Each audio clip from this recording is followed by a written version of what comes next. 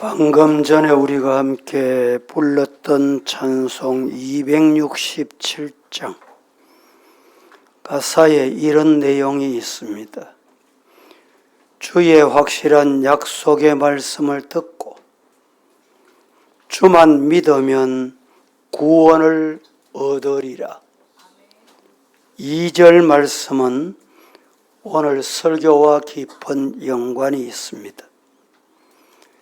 나의 갈 길이 험하고 위험하나 항상 예수의 도우심 믿고 가네.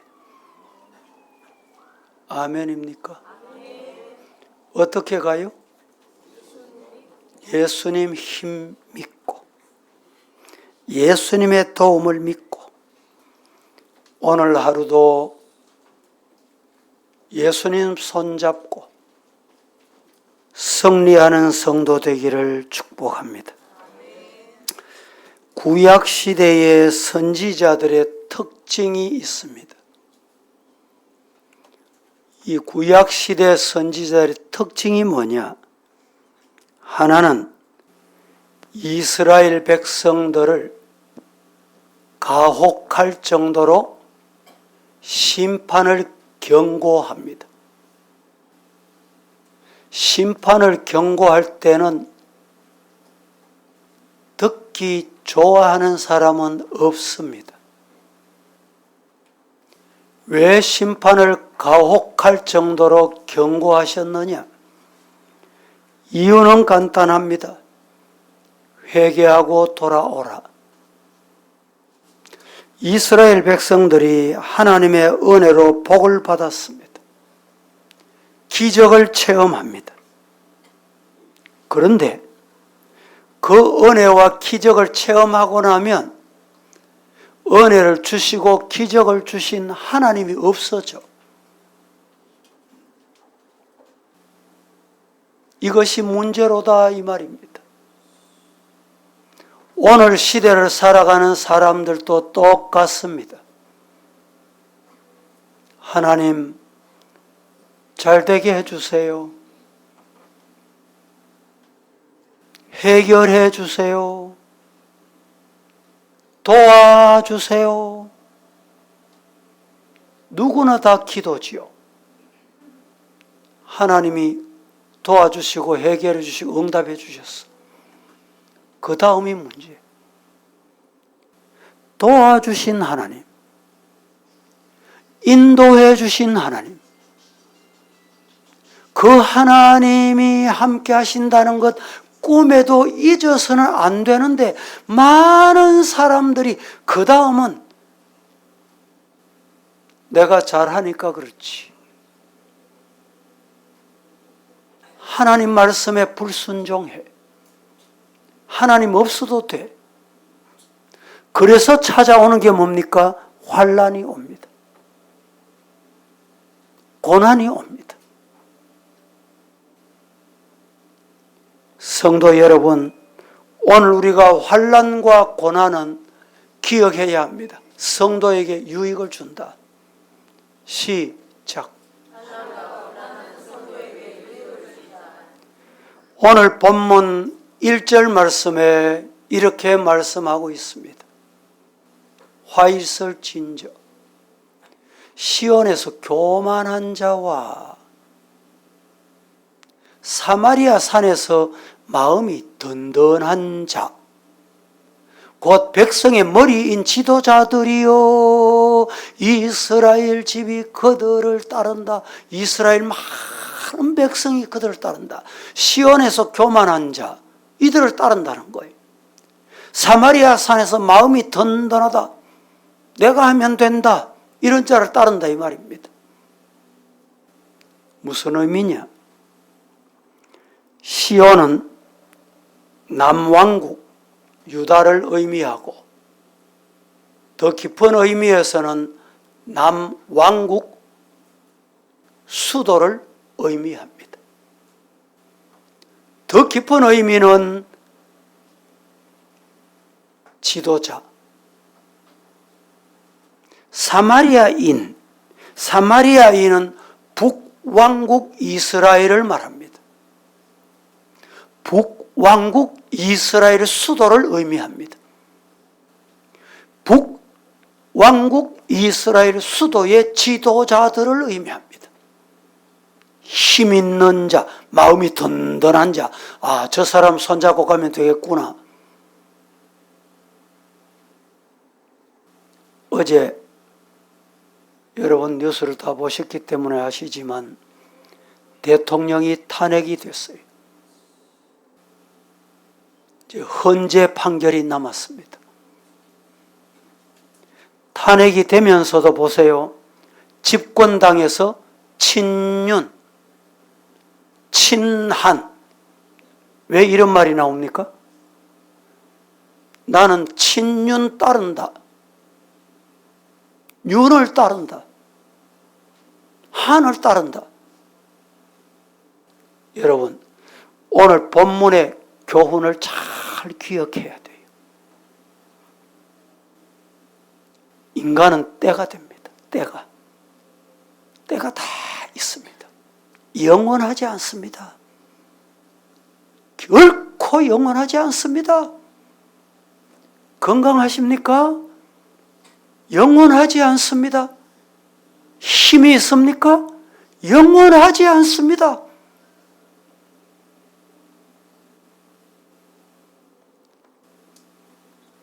그래서 3절, 4절 말씀에 이렇게 말합니다. 너희는 흉한 날이 멀다 하여 포악한 자리로 가까워지게 하고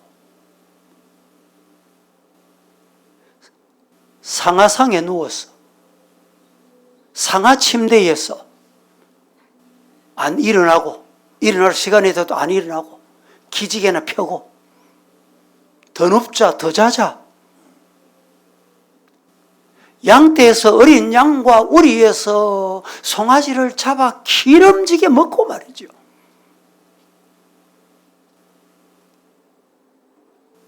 이것뿐만 아닙니다. 그 다음 절 봅니다. 비파 소리에 맞추어 노래 지절거리고 다윗처럼 자기를 위하여 악기를 제조하고 대접으로 포도주를 마시고 귀한 기름에 몸에 바르면서 요셉의 환난에 대해서 근심하지 않는다. 앞으로 다가올 환난 이 꿈에도 생각 안 하는 거예요. 금요일, 토요일 새벽에 제가 조금 일찍 올 때 4시 전에 새벽 기도를 옵니다. 4시 전에 새벽 기도하면 여기 불야성입니다. 교회 차 대는데도 그들이 차 갖다 대놓고 차 댈 자리가 없어. 도로변에 차가 막. 여러분, 젊다고 힘이 있다고 가졌다고 하나님 계시는 것을 잊어버리면 안 된다.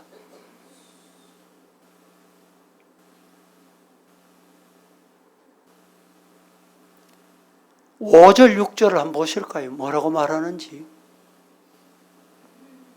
비파 소리에 맞추어 노래를 지절거리고 다윗처럼 자기를 위해서 악기를 만들어서 제조해서 노래 부르고 그 다음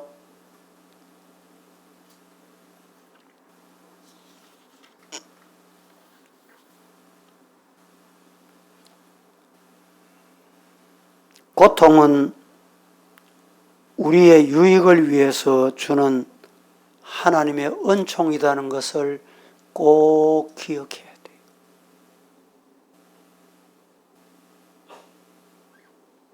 일부 때도 말씀드렸지만 정년이 돼서 퇴직을 했습니다. 연금도 나오고 말년에 먹고 사는 데는 걱정이 없어. 겨울이 되니까 추워서 못 견디겠다. 좀 휴양지가 없나? 동남아로 가자 하와이로 가자 보찜을 사서 내가 6개월 휴양하리라 갔습니다. 처음에는 참 좋았습니다. 이런 데도 있구나. 천국 같네. 하루 지나고 한 달 지나고 두 달 지나면서 그 생활이 따분해져요. 한번 놀아보세요, 여러분. 노는 게 쉬운지. 그때 정신을 차렸습니다. 아, 내 남은 생에 이래 살아서 안 되겠구나. 보침 사서 다시 돌아왔습니다. 그때 정신을 차렸어. 사명으로 돌아왔어요. 내게 건강 주신 분이 하나님이시구나. 물질 주신 분이 하나님이시구나. 여러분, 우리 주변에도 성도들 중에 시간을 허비하며 지나는 사람들이 혹 있습니까? 그래서 우리나라의 속담이 시간은 금이다. 아껴라는 말이에요. 귀하게 서라는 거예요. 주를 위해서라는 거예요.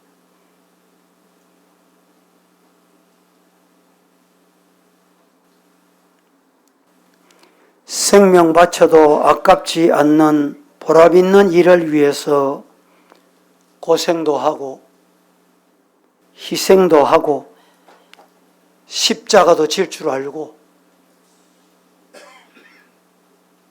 그게 사람다움에 있고 성도다움에 있습니다.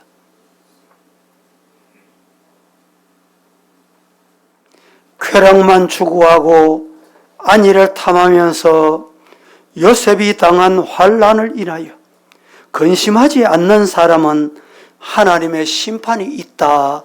심판 기다리고 있다. 심판 분명히 온다. 오늘 이 말씀을 하고 있는 거예요.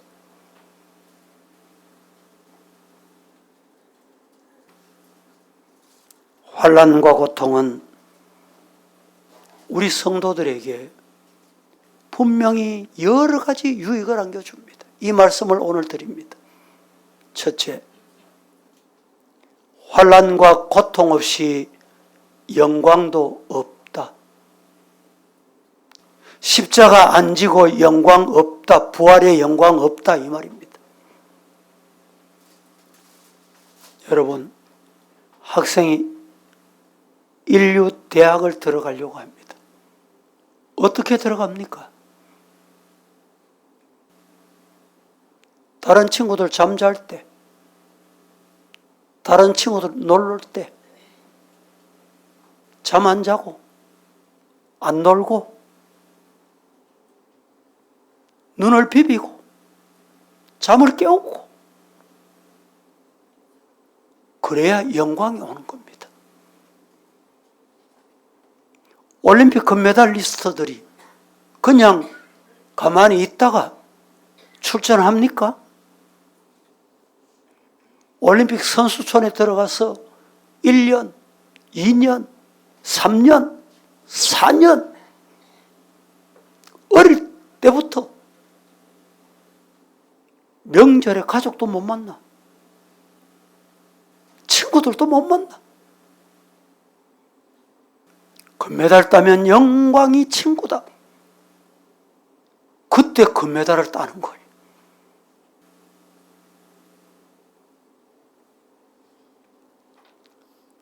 여러분, 금메달리스트들 금메달 따고 난 다음에 훈련받던 과정을 보여줄 때가 있죠. 테니스 선수 보세요. 발바닥을 보셨습니까? 스케이트 선수 엉덩방아를 몇 번째 있다 그럽니까? 그것도 수천 번 넘어졌대요. 넘어지면서 왜 합니까? 넘어지면서 왜 하냐 이 말이죠. 영광 때문에 하는 겁니다. 십자가 없이는 영광도 없다. No cross, no crown. 많은 사람들이 십자가 없이 크라우마만 하는 거예요. 영광만 찾아.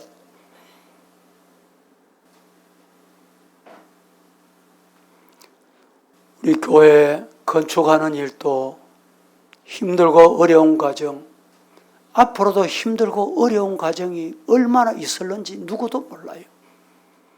순적하기만 원하십니까?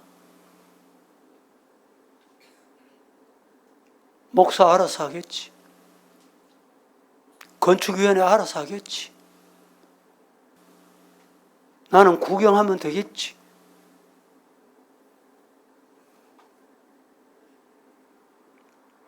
야고보서 1장 2절 3절 말씀에 이렇게 말합니다. 내 형제들아 너희가 여러 가지 시험을 당하거든 온전히 기쁘게 여기라. 왜 기쁘게 여겨야 되느냐? 너희 믿음이 시련이 인내를 만들어내기 때문이다. 시련이 왔습니까? 문제가 왔습니까? 장애가 생겼습니까? 포기하시렵니까? 시련을 포기하면 영광이 없다는 말입니다. 믿음이 없다는 거예요. 믿음을 불가능하다고 말합니다. 고통 없이는 한 발자국도 앞으로 못 나갑니다. 이런 말이 있죠. 누워있으면 일찍 죽고 걸으면 산다. 걷기만 하면 일찍 죽고 뛰기만 하면 오래 산다. 이게 요새 유행이더군요, 보니까. 그래서 어디 가도 걷는 사람이 왜 그렇게 많아졌는지. 왜 저래 걷노? 제가 물어보진 않았습니다. 이유를 알기 때문에 오래 살고 싶구나.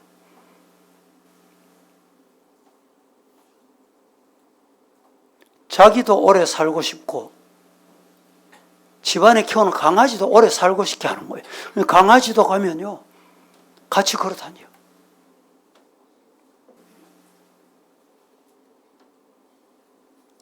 오늘 시대는 참 안타까운 것은 강아지가 아프다 하면 병원에 몇십만 원 들여서도 빨리 데려갑니다. 부모 아프다 하면 내 몰라라. 요양원에 야육농원에서 알아서 하겠지. 얼마나 슬픈 시대입니까?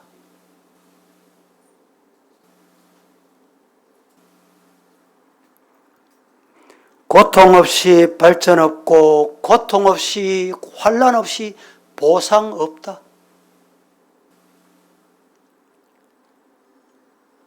여러분 하루하루 어떻게 살아갑니까? 근심 걱정 없네. 평안하네. 오늘도 잘 지났네. 그럽니까? 인생을 잘못 살고 있는 거예요. 하루하루 마음을 조이고 혹시라도 실족하지 않을까? 혹시라도 넘어지지 않을까? 긴장 속에 하나님이 싫어하시는 길을 가지 않을까? 내가 이 길을 가면 하나님이 뭐라고 하실까? 삶과 말씀에 주의하면서 그렇게 살고 계십니까? 그게 성도입니다. 그렇게 사는 것이 성도라니까. 여러분, 거북이도 앞을 가려고 하면 뭘 집어내요? 목을 집어냅니다. 목을 끄집어내지 않고는 앞으로 갈 수가 없어. 무슨 말입니까? 위험한 일을 만날지도 모른다. 알지만 앞으로 가기 위해서는 목을 꺼내야 되는 거예요. 그래야 보고 가는 거예요. 보고. 성도 여러분, 신앙은 거북이가 목을 꺼내 앞을 보고 가듯이, 위험을 무릅쓰고 목을 꺼내 가듯이, 오늘 우리 성도는 영적으로 좌우를 잘 살피고 어디에 혹시 사탄이 기다리고 있는지, 도살하고 있는지, 내 남편, 내 아내가 사탄이 아니라 내 아내, 내 남편이 사탄의 도구가 될 수 있다. 경계하고 조심해야 돼. 그래서 욥은 그대의 아내의 어리석은 여자 중에 하나만, 이 말이 무슨 말인지 아세요? 어찌하여 당신이 사탄의 도구가 됐노? 이 말입니다. 여러분 중에 교회 일에 사탄의 도구가 되지 않으시고 여러분의 가정에 사탄의 도구가 되지 않기를 주님 이름으로 축복합니다. 어떻게 하면 사탄의 도구가 안 돼요? 깨어 있어야 돼요. 주의해야 돼요. 고난이 올 때 포기하면 안 돼요. 주저앉으면 안 돼요. 물러서면 안 됩니다.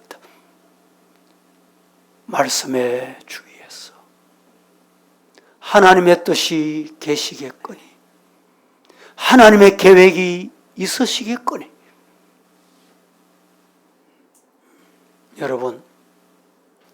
여러분의 영혼이 맑은 샘같이 되기를 축복합니다. 영혼이 흐트러지면요, 판단력이 흐려집니다. 더러운지 냄새 나는지도 몰라. 참인지 거짓인지 분별이 안 돼. 왜 그렇습니까? 영혼이 흐려지기 때문에. 여러분의 영혼이 맑은 샘같이 정결하기를 주님 이름으로 축복합니다. 그래야 하나님이 보여요. 하나님의 음성이 들려요. 그래, 하나님의 뜻이 뭔지 깨닫게 된다니까.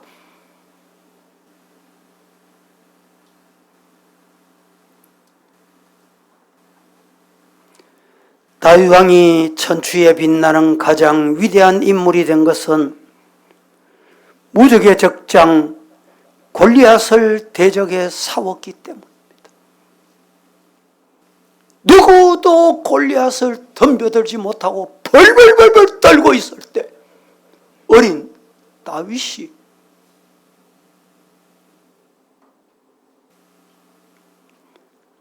이스라엘이 이렇다 장수들도 무서워서 사시나무 떨듯이 떨고 누구도 나가서 싸울 용기를 가지지 않고 있는 그때 소년 다윗은 여호와의 이름을 욕하고 망령되게 하는 너희 그 이름으로 내가 나간다. 믿습니까? 어떻게 살아야 돼요? 하나님이 함께 하신다. 하나님의 이름을 더럽히지 말아야지. 그것이 고난과 환난을 이길 수 있는 비결입니다. 두 번째, 고통 없이, 환난 고통 없이 새 생명도 없다는 것을 꼭 기억해야 돼요. 신앙이 그냥 자라는 게 아닙니다. 그냥 성장하는 게 아니에요. 우리 성도들 중에 어느 날 보면 신앙이 우뚝 자라있고 말하는 게 성숙돼 있고 어떻게 저럴까? 이유가 있습니다. 고난을 이겨, 시험을 이겨 하나님 앞에 새 생명을 튀어오는 것입니다. 어떻게 신앙생활 오래 해도 저런 거 직분을 받았는데 인간답지 않아? 어떻게 판단이 저렇게 흐려? 보면요, 내가 살아있어. 내가 씨앗이 하나 땅에 떨어져서 거름덩이에 떨어집니다. 습기에 냄새 태어나는 곳에 딱딱하던 씨앗이 허물어지고 자기가 죽어요. 죽어. 거기서 뭐가 납니까? 새싹이 나요. 새싹이. 딱딱한 그대로 있으면 거기 새싹이 날 수가 없어요. 새싹이 안 납니다. 자아가 살아있으면 가정이 죽어요. 가정이. 내가 죽어야 가정이 사는데 내가 살아있으니 가정이 죽는다니. 가정이. 남편이 죽어 아내가 죽어. 남편이 남편 역할을 못합니다. 아내가 아내 역할을 못해요. 기가 죽어 살아. 왜 그렇습니까? 누군가 그 가정에 살아있는 사람이 있기 때문에. 내가 죽으면 가정이 살아. 내가 죽으면 교회가 살아. 믿으시기를 축복합니다. 고린도후서 4장 10절에서 12절에 이렇게 말합니다. 우리가 항상 예수의 죽음을 몸에 짊어지면 예수의 생명이 또한 우리 몸에 나타나게 하라며. 잘 들으세요. 다시 10절. 항상 예수의 죽음을 몸에 짊어지는 이유는 예수의 생명이 우리 몸에 나타나기 위해서. 내가 죽어야 예수의 생명이 나타나요. 11절에 우리 살아있는 자가 항상 예수를 위하여 죽음에 넘겨지면 내가 죽음에 넘겨져야 돼. 예수의 생명이 또한 우리 죽음을 육체에 나타나게. 육체를 보면, 말하는 것 보면, 그가 어떻게 사는 거 보면 예수가 살아있다 알게 되는 거예요. 우리 육체에 예수님이 살아있어야 돼요. 그런즉 사망은 우리 안에서 역사하고 생명은 너희 안에서 역사한다. 잘 들으세요. 사망은 우리 안에 역사해야 돼요. 사망이 우리 안에 죽어라, 죽어라, 또 죽어, 또 죽어, 죽어. 이게 일어나야 돼요. 그래야 예수의 생명이 새 싹을, 새 생명을, 새 열매를 맺게 되는 거예요.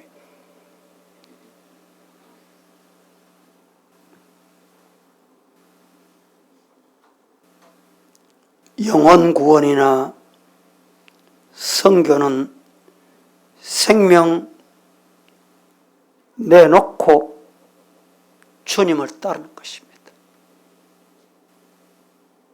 최근에 중국은 선교사들이 99%가 추방을 당했습니다. 인도에도 95% 넘도록 추방을 다 당했습니다. 정보에 의하면 베트남도 이런 때가 올 가능성이 있다. 정보에 의하면. 그래서 베트남에 투자를 안 합니다. 선교사들. 위험한 때가 곧 닥쳐온다 이 말이죠. 왜 그렇습니까? 공산권. 우리나라는 어떨까요?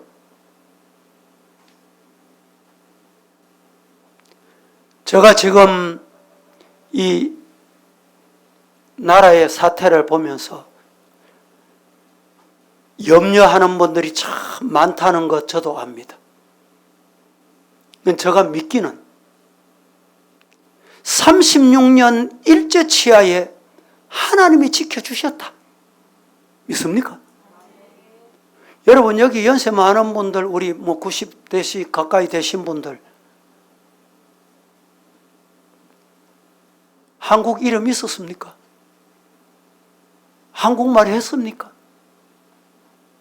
희망이 보였습니까?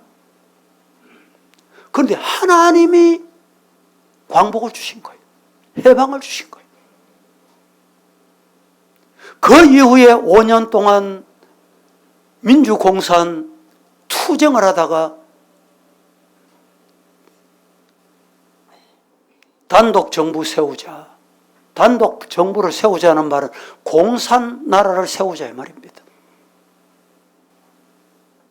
그런데 하나님이 혜성같이 나타나게 하셔서 이승만 대통령을 보내서 자유민주주의 대한민국을 세우게 했어요. 그런데 웬일입니까? 50년 6월 25일 주일 아침 꿈도 꾸지 않던 6.25가 전쟁이 발발합니다. 남침을 하죠. 그때 상상해 보시렵니까? 나라가 다 공산화되고 영남 지역 일부만 남았어요. 영남 지역. 불가능합니다. 공산화 99% 된 거예요. 그런데 하나님께서 메가더 장군을 보내 인천 상륙작전, 제가 여러 차례 말씀드리지만 인천 상륙작전은 전술 전략가들이 5000분의 1도 성공할 확률이 없다. 안 됩니다. 안 됩니다. 안 됩니다. 그런데 인천 상륙작전을 한 거예요. 누가 성공하게 했어요? 하나님이 하신 거예요. 6.25 때도 하나님 이 나라 지켜주셨는데 하나님 이 나라 공산화가 되면 안 됩니다. 분명히 지켜주실 줄로 믿습니다. 저는 그 믿음 가지고 있어요. 누가 집권하냐 이게 중요한 게 아니에요. 여러분 기억해야 할 게 있습니다. 고통 없이 새 생명 없어요. 국민의 의식, 국민 한 사람 한 사람 의식에 따라 하나님이 그래 가봐라, 그래 살아봐라. 국민이 좋다면 하나님이 그래 해봐라. 빼앗길 것 다 빼앗기고 고통당할 것 다 당하고 아픔 겪음 다 하고. 그때 이스라엘 백성들이 하나님께서 아모스를 보내서 하나님이 직접 말씀하시고 계시하시고 음성을 들려도 안 들려 귀가 막혀서 안 들리고 눈이 어두워서 안 들려 안 보여. 그래서 하나님께서 아모스 선지자 여호와의 말씀이다. 아모스 9장까지 특징이 뭐냐? 여호와의 말씀이다. 여호와의 말씀하시느니라. 이게 특징이에요. 아모스는 지가 말한 게 아닙니다. 선지자 자신이 말한 거 아니에요. 하나님이 말씀하게 하는 건 내가 한다. 하나님이 주신 것 전한다. 여러분, 오늘 이 시대도 우리가 하나님의 음성을 들어야 돼요. 하나님의 계시를 보아야 돼요. 어떻게 봅니까? 어떻게 듣습니까?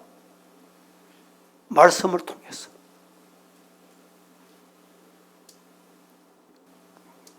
셋째, 고통 없이 영적인 신앙이 강해질 수 없습니다. 환난 없이 신앙이 성장할 수 없다 이 말입니다.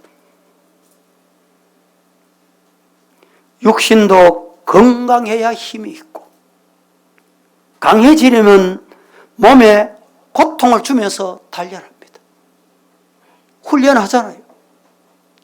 여러분 왜 헬스장에 가서 자꾸 무거운 거 들고 왜 합니까? 왜? 이유가 뭐예요? 뭐 때문에 비싼 밥 먹고 합니까? 단련하는 거잖아. 근육을 키우기 위해서. 근력을 키우기 위해서. 여러분 밥 먹고 왜 걷습니까? 왜 걸어? 안 그러면 근육 빠진다. 근육 빠지면 끝나는 거예요. 영적으로도 우리가 기도하고 예배를 잘 드리는 훈련, 이 예배 드릴 때도 여러분이 내가 예배를 바로 드려야지, 이런 정신, 이런 의식 없이는 신앙이 불가능합니다.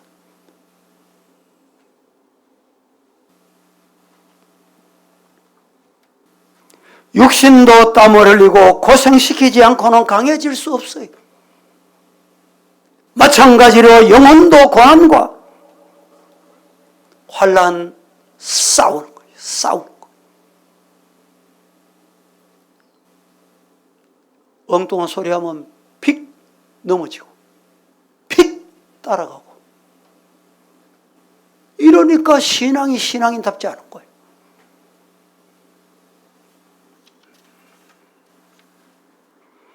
시편 119편 67절 고난당하기 전에 내가 그릇 행하였더니 이제 주의 말씀을 지킨다. 고난 당하고 나니까 주님의 말씀이 보이고 들리는 거예요. 71절은 이렇게 말합니다. 고난 당하는 것이 내게 유익이었구나. 고난으로 말미암아 내가 주의 율례를 깨닫게 되고 배우게 되고 알게 되고 보게 되고 듣게 됐다. 그러면 고난을 극복하는 비결이 뭘까? 네 번째 마지막. 고난을 어떻게 극복할까요? 어떻게 이길 수 있을까요? 첫째, 고난을 극복하고 이길 수 있는 비결은 하나님을 바라보자. 시작. 뭘 바라봐야 돼요? 하나님 바라봐야 돼요. 아모스 5장 6절 말씀에 너희는 여호와를 찾으라. 그리하면 살리라. 누구를 찾아? 여호와를 찾아라. 그러면 어떻게 돼? 살리라. 아모스 5장 6절. 너희는 여호와를 찾아라. 그리하면 살리라. 시작. 여호와 바라보라 이 말입니다. 하나님 바라봐라. 시편 121편 1절 말씀에 내가 산을 향하여 눈을 들어봐도 나의 도움이 어디서 올까? 천지를 지으신 여호와에게서 오는구나. 믿으시기를 축복합니다. 이사야 41장 10절 말씀에 이렇게 말합니다. 두려워하지 말라. 내가 너와 함께함이라. 놀라지 말라. 나는 네 하나님이 됨이라. 내가 너를 굳세게 하리라. 참으로 너를 도와주리. 참으로 나의 의로운 손으로 너를 붙들 것이다. 믿습니까? 두 번째, 우리가 환난과 고난이 오면 어떻게 해야 되느냐? 기억해야 될 게 있어요.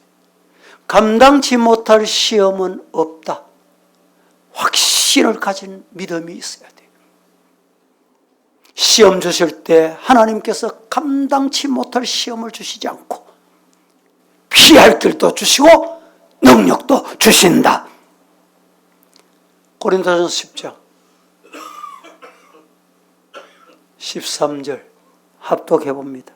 시작. 사람이 감당할 시험 밖에는 너희가 당한 것이 없나니 오직 하나님은 미쁘사 너희가 감당하지 못할 시험 당함을 허락하지 아니하시고 시험 당할 즈음에 또한 피할 길을 내사 너희로 능히 감당하게 하시느니라.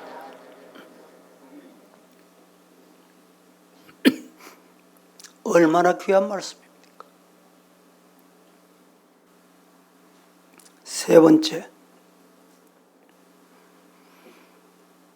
고난을 이길 수 있는 비결은 끝까지 참는 거예요. 끝까지 인내하는 거예요. 신앙생활 하다가 중간에 포기하는 사람 많습니다. 신앙생활 하다가 중간에 변질되는 사람이 많습니다. 끝까지 바른 길을 가고 끝까지 주님 붙들고 끝까지 주님이 가라고 하시는 길을 가는 성도, 그 성도에게 하나님이 의리를 주신다. 할렐루야. 야고보서 1장 12절에 시작.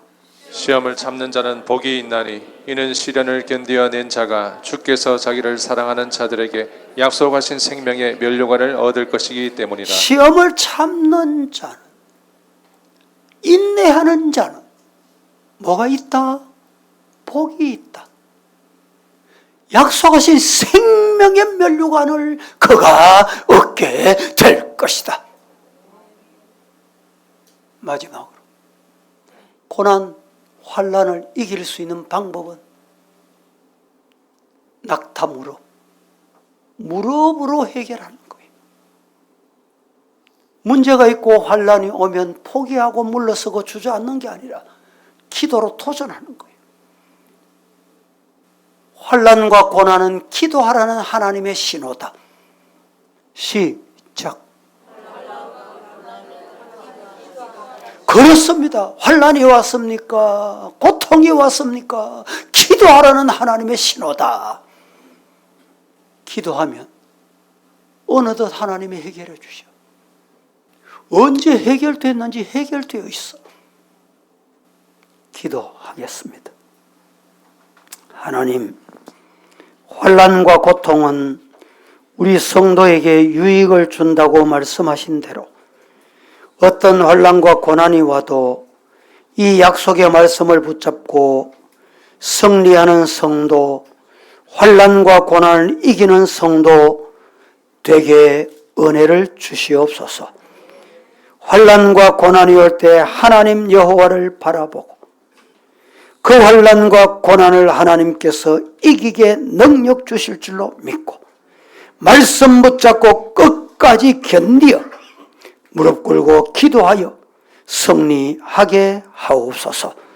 예수님의 이름으로 기도합니다. 아멘.